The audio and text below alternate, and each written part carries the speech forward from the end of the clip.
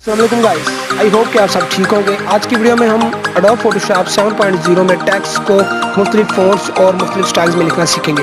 तो guys video को शुरू से लेके एंड तक देखें, क्यों ना कि अगर आपने वीडियो को स्किप किया तो आपको वीडियो की समझ नहीं आएगी। तो गाइस आप फेसबुक और इंस्टाग्राम पर भी फॉलो कर सकते हैं, उनका लिंक आपको डिस्क्रिप्शन बॉक्स में मिल जाएगा।